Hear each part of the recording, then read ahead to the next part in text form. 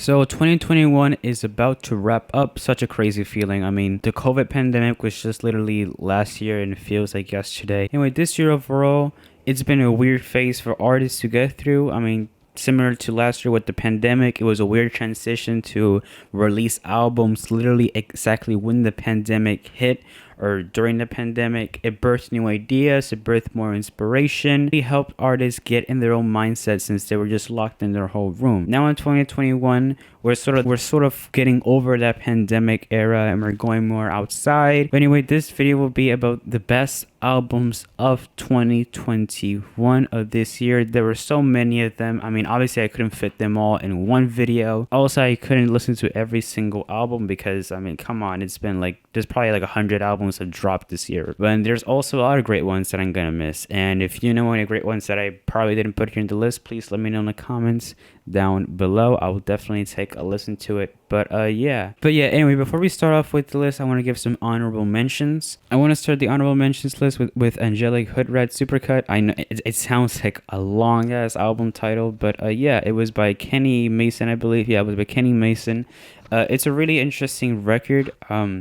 It has some interesting features. It had Freddie Gibbs and Denzel Curry in there, which was sort of was really unexpected. Really, it's a nice blend of rap, punk rock, punk rock, I guess you could say. Definitely give it a listen. Kenny Mason, I think, is going to be a pretty interesting face for the future. If It Bleeds, It Can Be Killed by Conway the Machine. Conway has been extremely active last year and this year as well. Man has been dropping a gazillion records and a gazillion tracks and features every single year. It's crazy, really.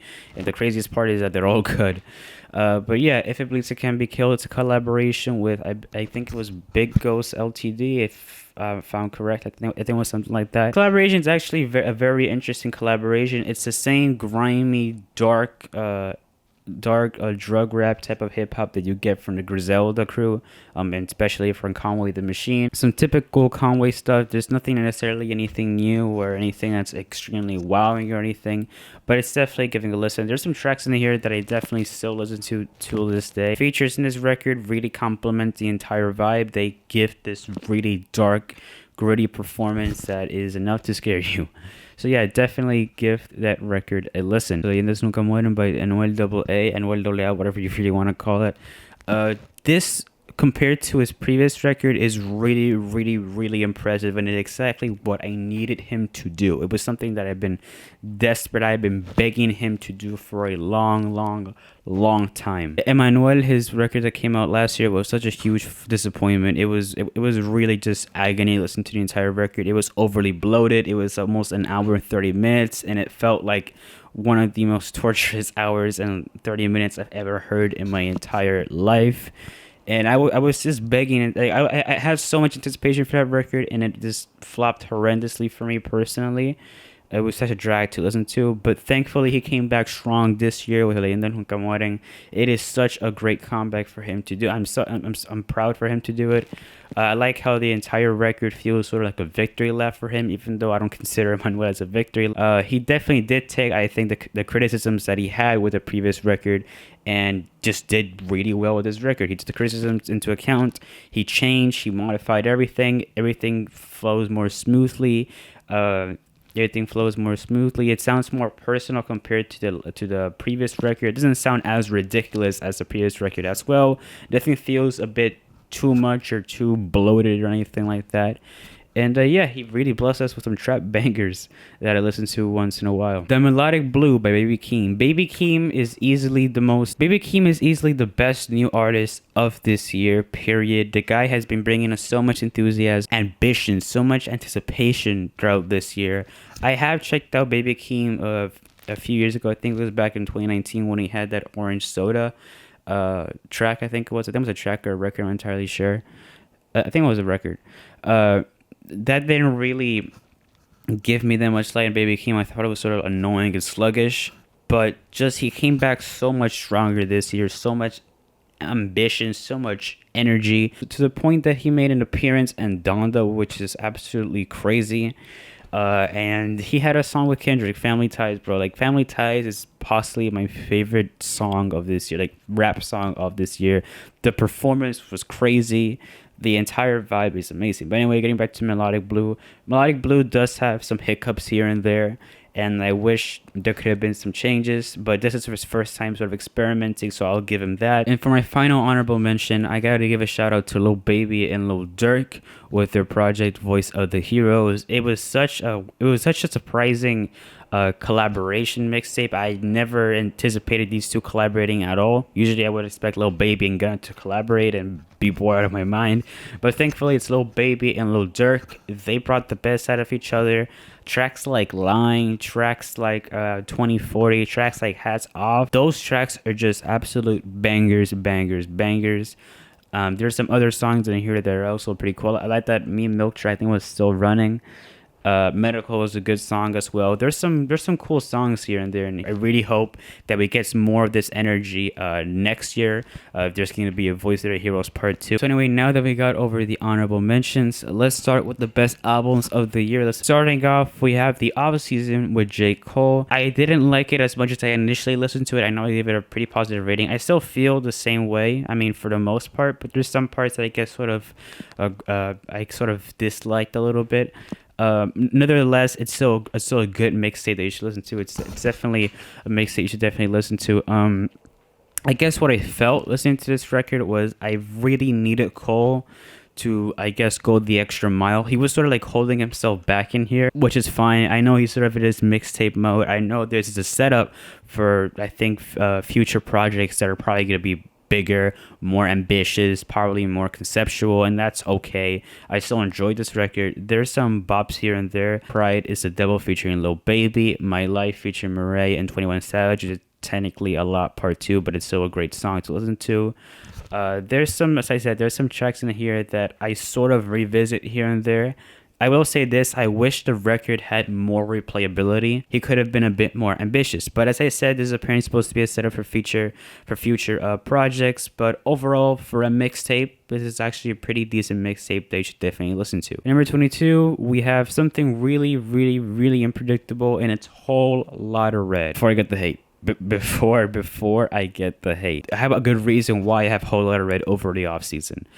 Playboi Carti came here with a ton of enthusiasm, a ton of energy. The guy literally came here to rock. And I know it's weird that I'm putting this album in this list when it came out literally in Christmas of last year. I'm sort of qualifying the records that came out in late December to this year because I didn't give him a chance, or I didn't give him a listen in time, and I made the list earlier than these records that were released. So yeah, have that in mind. But yeah, why did I put the Whole Lotta Red in here in overall season?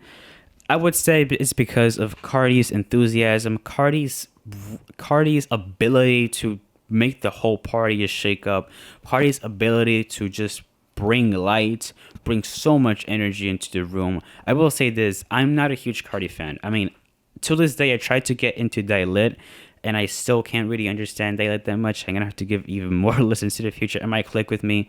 But for now, Whole Lotta Red seems to be his best project so far, and he has so many things. It has so many things going on for him. Sure, there is the argument that the record can feel a bit formulaic at times, mostly in the second leg. Well, it gets to be a little bit formulaic and maybe sometimes a bit repetitive in the structure of the songs. But nevertheless, he comes out strong with these, as I said, with the energy, the rock star energy that he has. He just really wants to rage. The thing that impressed me a lot from this record is how the production doesn't sound like a bunch of type beats. The thing with the Off-Season, aside of having some pretty decent beats, is that the production overall didn't feel that much wowing. I mean, there was some good hard trap beats in there, but compared to Whole Lotta Red, we have not only some hard trap beats, we have some insanely good trap beats. I mean, there's some freaking trap beats that sound like Sega Genesis type beats. That is literally crazy. We have some freaking rock and roll, punk rock trap type beats. Something that I haven't heard about in a long time. And something that Carti is the best at doing. It's been one of the most anticipated records of the year. And honestly, he really delivered. Personally, I think he delivered. I understand why people hate Carti and hate this record. But personally, I think that he did a lot with this record. Next up, we have Pray for Haiti by Mac Homie. I'm not entirely sure how to say his name.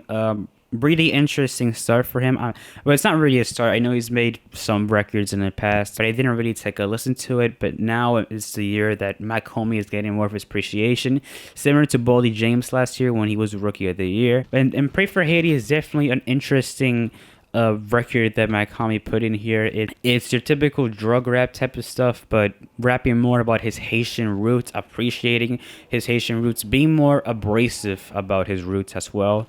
While, as I said, also rapping about the typical drug rap. There's some cool features in here. Westside appears in the beginning. It's a really great complimentary thing with Makami. Aside from that, it's an exciting phase for Makami. I do wish the project was a bit shorter. It does feel sometimes that it drags on for a bit too long, but I don't know, I feel like it's sort of a great start for Makami. Next up, we have Smoke Break by Pink Saifu and Fly Anakin. I hopefully said Pink Saifu correctly. Pink Saifu, Pink Sifu. But yeah, Smoke Break is such a chill, down-to-earth record. Is only 10 tracks, 31 minutes long. It is, as I said, it's such a smooth it's such a smooth record to listen to.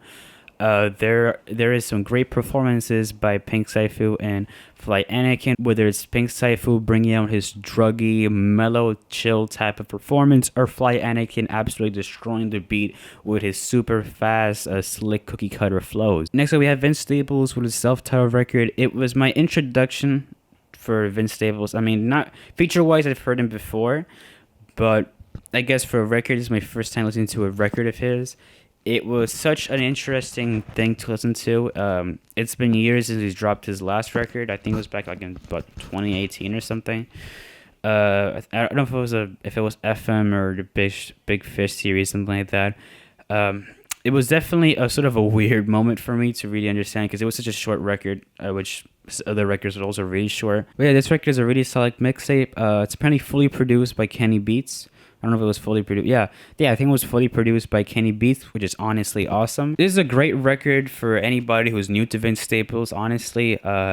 You really don't need to have any experience listening to Vince Staples to really, I guess, enjoy this record. But yeah, you know, there are some aggressive bops in here. There are some smooth bops as well, and there's some times where he wants to communicate a message. I mean, whether it's him longing to go back to his hometown, sort of like nostalgia in a sense, where it's him tackling social issues, race issues, so many different things. Next up, you have Jubilee by Japanese Breakfast. What a great synthwave 80s, 90s type of influence, album. It has that huge influence from the 90s or 80s. As I said, 80s, 90s type of synthwave, disco type of music. The themes of this record really follow like any typical love record, heartbreak, trying to get back, trying to make things better and things in better terms, like in friendship type. But it's done in a more casual sense, and I guess in a more simpler way. I mean, tracks like Paprika and Be Sweet have this huge 80s, 90s influence that it's honestly a great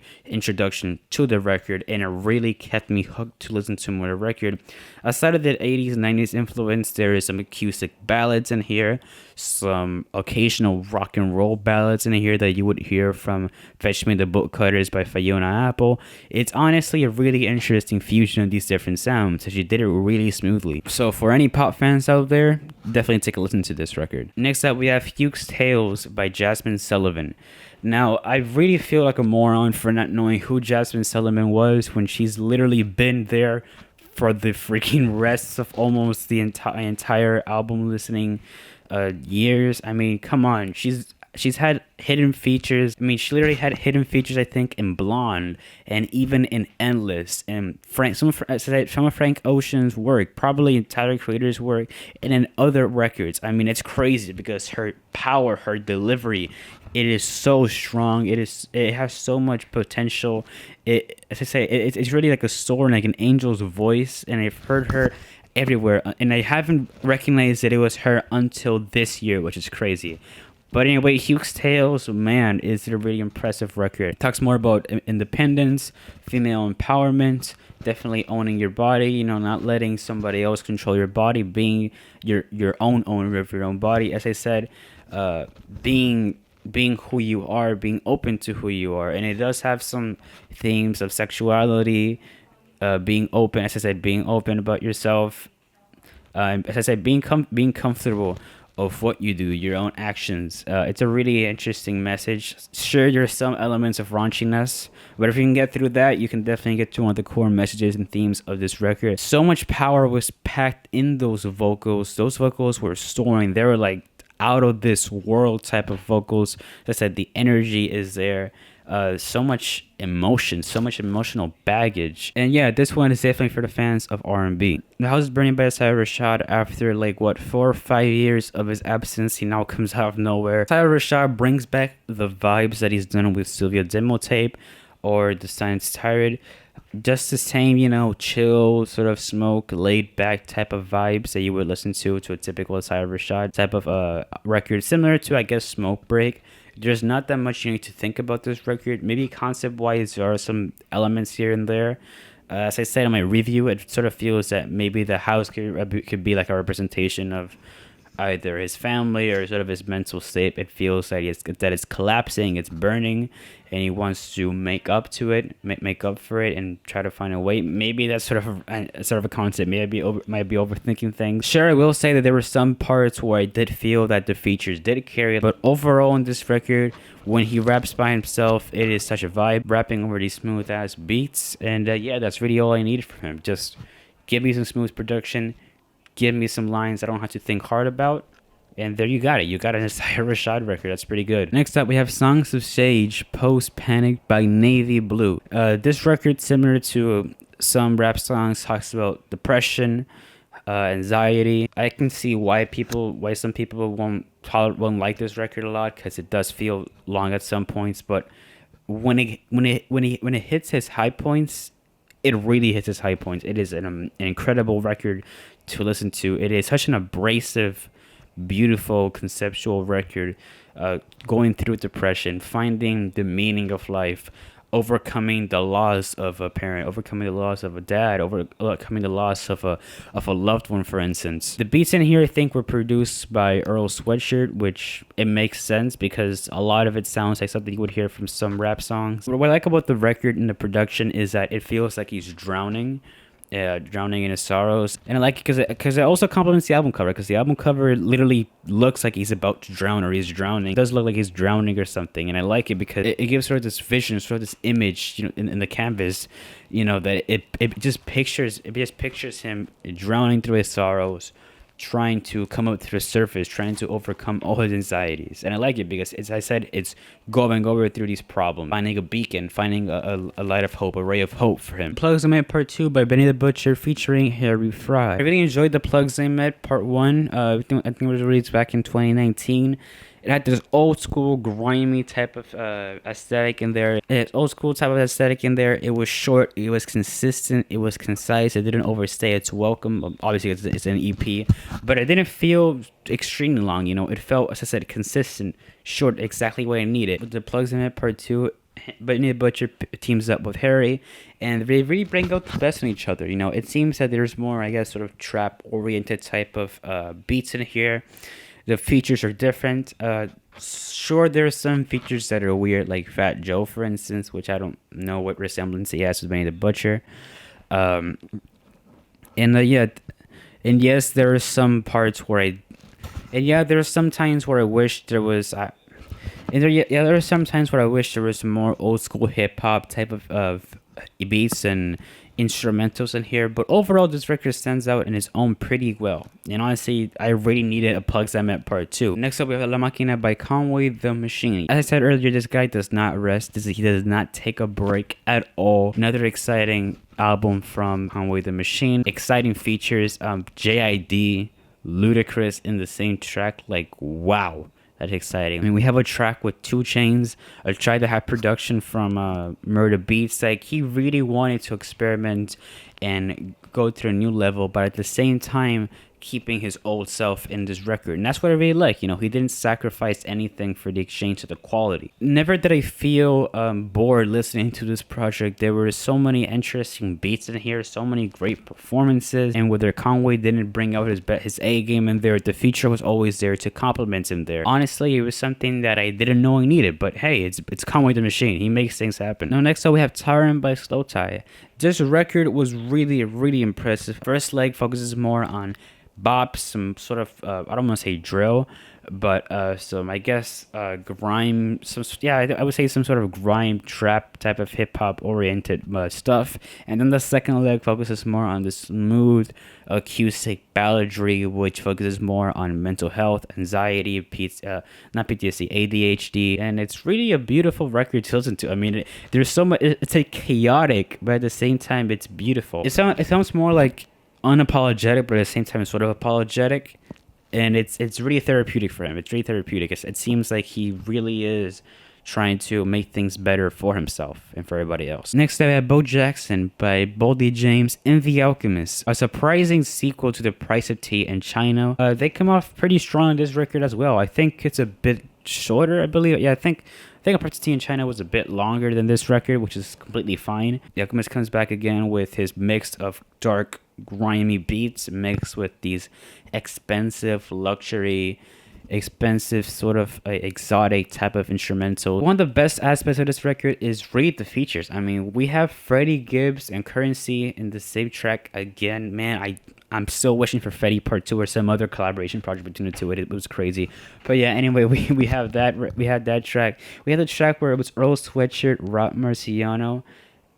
We had Earl Sweatshirt and Rob Marciano on the same track, which is still crazy. But as I said, the features in here are bigger and a bit more expansive when it comes to that. Bo Jackson sort of has the same issues that The Price of Tea in China had, which was, I guess, here and there were some consistency issues. But aside of that, the features, the productions, the bars are exactly what you needed. Some drug rap type of bars, some nitty-gritty performances. Everything you needed from Boldy James and The Alchemist is right here, packaged nicely in this record. Next up, we have I Can't Say That Word, Your Expectations. AG Club are some new faces to the game, and I've heard so many Brockhampton comparisons to AG Club, and honestly, I do get it. Yes, they really are similar to Brockhampton, but honestly, that's what I love about them. I mean, they have the consistency, the passion, I would say the ambition, the energy of Brockhampton when they were starting out with the Saturation trilogy. So the energy, the spark that they have, it can be the beginning of something big, something great that they could make.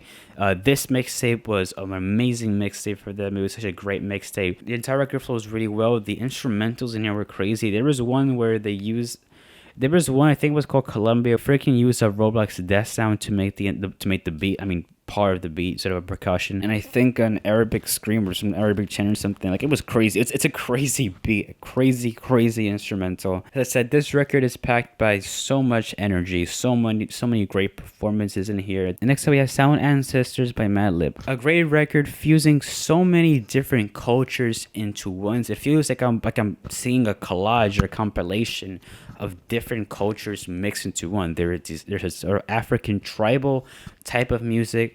There's a Latino music, which is crazy and is honestly really heartfelt. Honestly, for me personally, thank you, Madlib. Thank you for including Latino music in there. Some nice guitar in there. There's so many sounds mixed in here. He still has his signature there. He still has his hip hop signature, obviously, but how he mixes these old samples, how it makes us these different cultures. And there's also one track I think was called For Dilla or something. It was a tribute for Jay Dilla. Honestly, what a heartfelt contribution, like what a heartfelt tribute for Dilla. I mean, honestly, like that track as a whole, man, like that is just fantastic for any producer to listen to. But yeah, as I said, overall this record it feels like an adventure. It feels like a journey.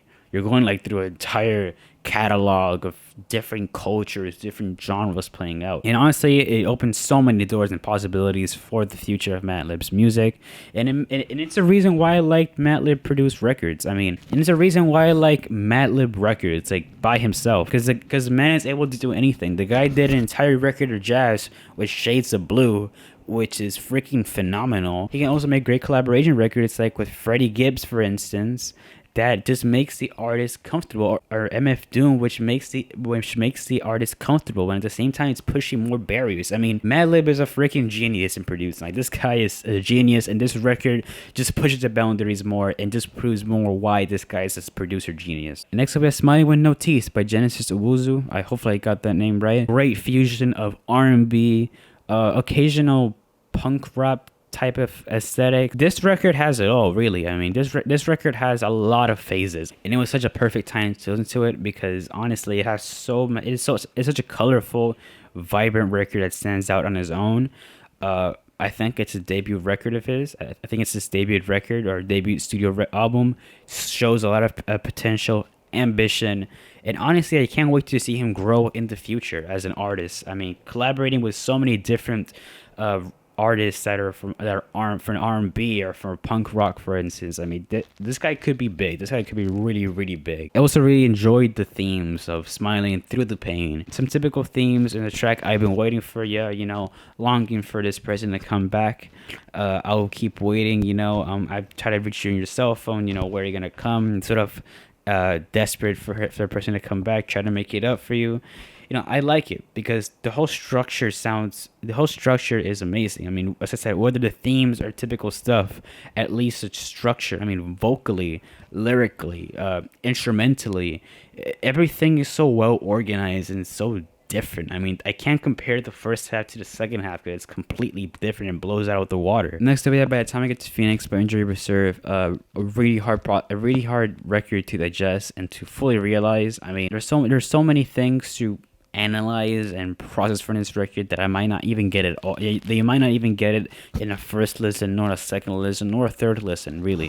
And there's probably some things I'm still missing, but definitely the biggest aspect of this record is a theme of getting through the emotional baggage of a loss of a family member or of a friend. I mean, themes like that are really hard to get through. But for example, Top Picks for You, it was such a hard song to get through because the message, the theme of that song, and the lyric of your algorithm's still intact, and you know you're still there. Like even though you're not here, you're still there. Lines like that are completely heart shattering to go through. It is something that I cannot even imagine the amount of emotional baggage that these guys are still carrying in here. But honestly, this record, as I said, is a heart shattering record, a really emotional record.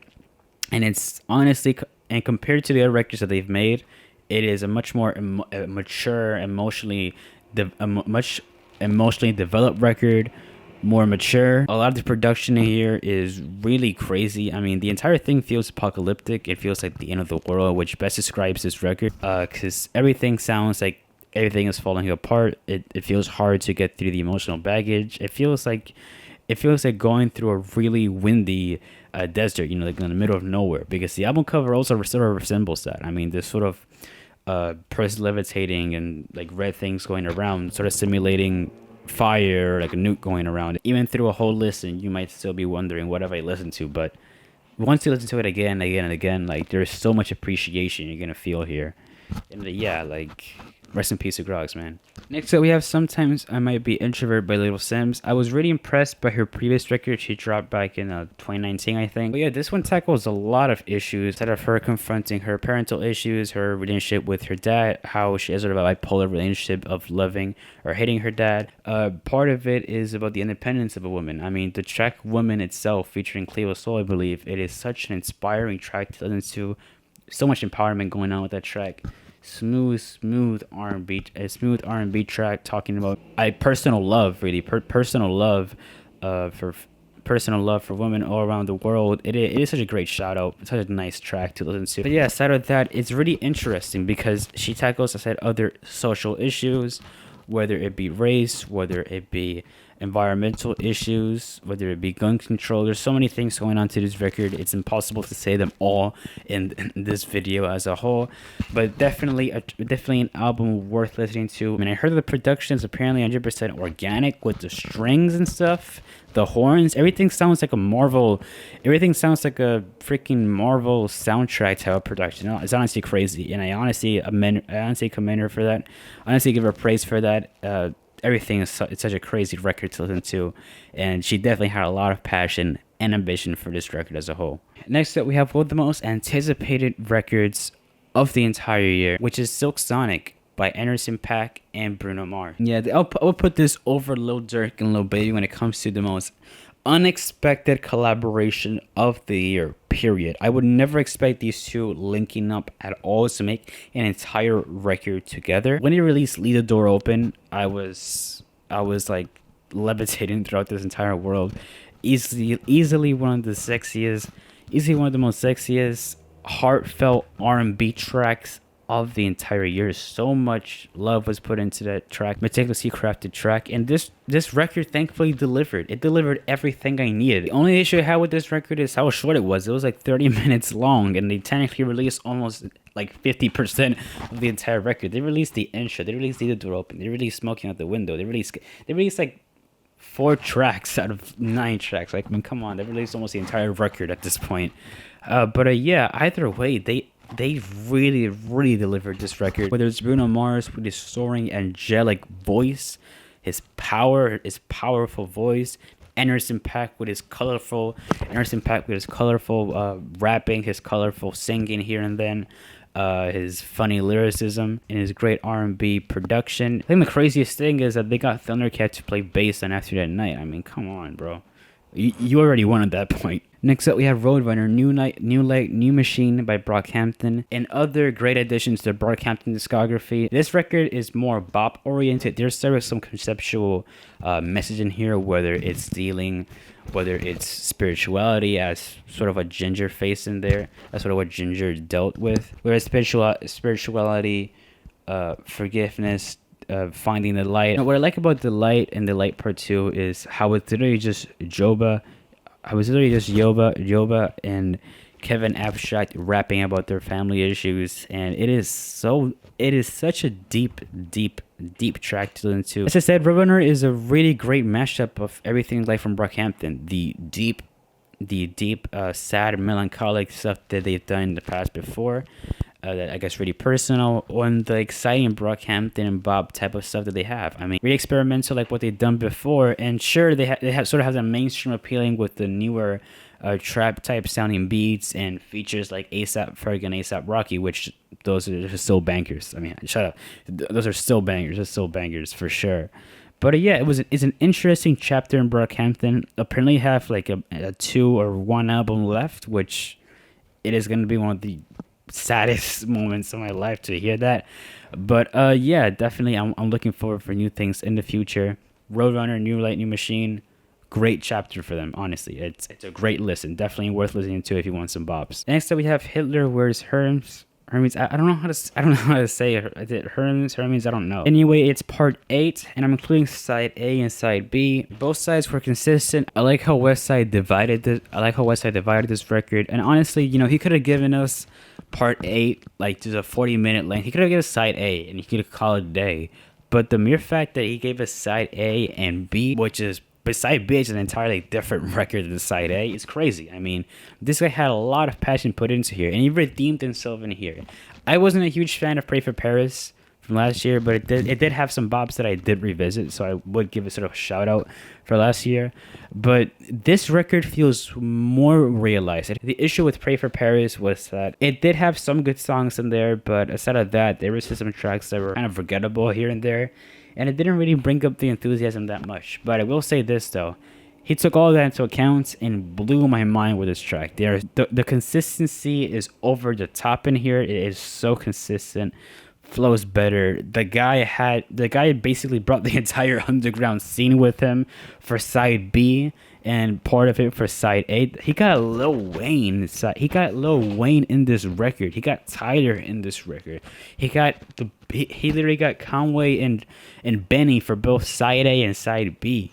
He got 2 Chainz. He got everybody. I mean, that's crazy. Like he had everybody. This is like the Donda, but for underground rap, which is honestly what I needed. A grand reunion with the underground scene. Next up, we have Call Me If You Get Lost by Tyler, the Creator. I mean, this was the jam for the summer. Sure, it's not as great as Igor or as Flower Boy, but as its own, it's still a fantastic record. Tyler returns more to sort of his hip-hop roots. He collaborates with DJ Drama. Well, yeah, it sort of is a Tyler and DJ Drama sort of a mixtape joint. He's sort of in his mixtape phase. His mixtape Bad. his mixtape Bag. It reminds me sort of like that Bastard era. Tyler feels more in his bag in his record. I mean, he's just flexing throughout the entire record, which honestly, there is nothing wrong with this. This is what I needed. This is like him doing a victory lap.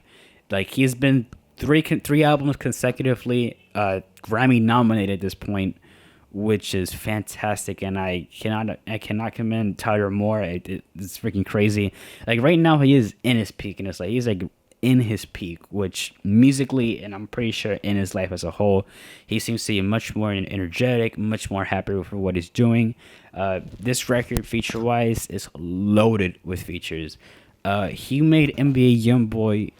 He literally changed NBA YoungBoy. He made NBA YoungBoy into a singing R&B artist all of a sudden. And honestly, it's crazy. It's crazy what Tyler can do. What Tyler can do, and what you can do with so many features, and how to, direct this feature. Like, literally, part of it, like, Tyler was not only the star of the record, he was also the composer and the director of this record. He was just organizing everything neatly, one by one, making the summer anthem of the year. Next up, we have LP by JPEGMAFIA.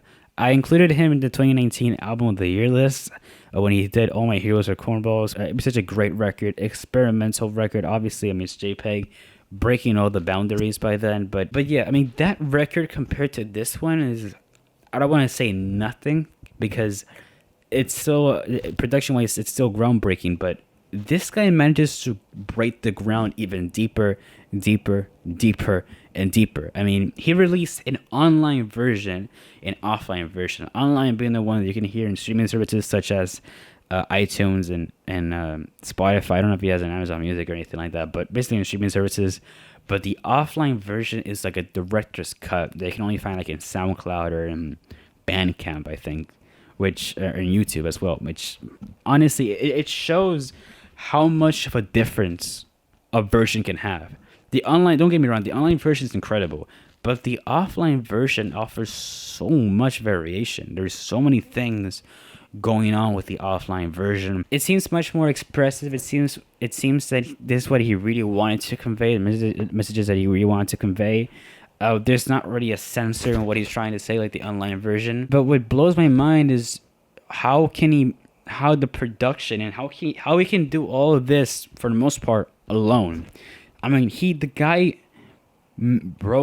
produced this record. That is crazy. That is like absolutely crazy. I mean, yeah, you know, Tyler produced his entire record and all that stuff, but with JPEG, it's like, if you listen to the beats and you listen to how crazy the sample chops are, the sounds that he finds the most obscure sound. It's like Death Grips. He finds a freaking Nokia ringtone and makes an entire beat out of it.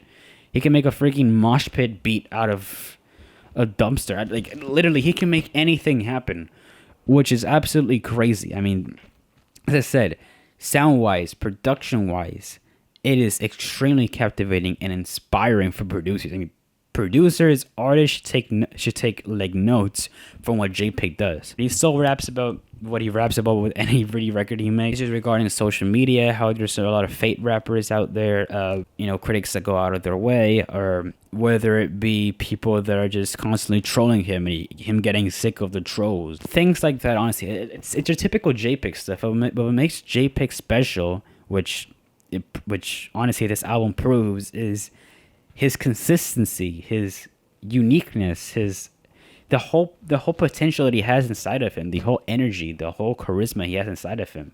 Like, it never dies out and never gets boring. So now we're in the number one spot. What was my favorite album of the year? What was the album of the year for me personally? I'm gonna have to slide for Donda.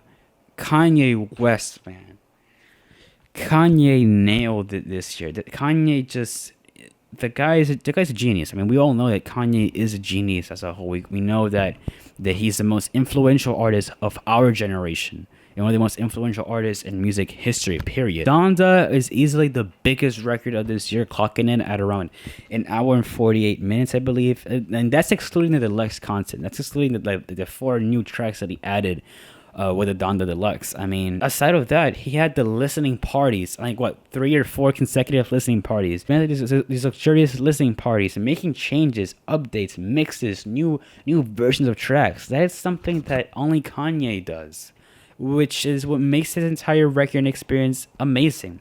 The history behind Donda, the history afterwards Donda, the mere fact that he still keeps updating Donda. I mean, come on, like that thing is impressive. You can't tell me that's not impressive.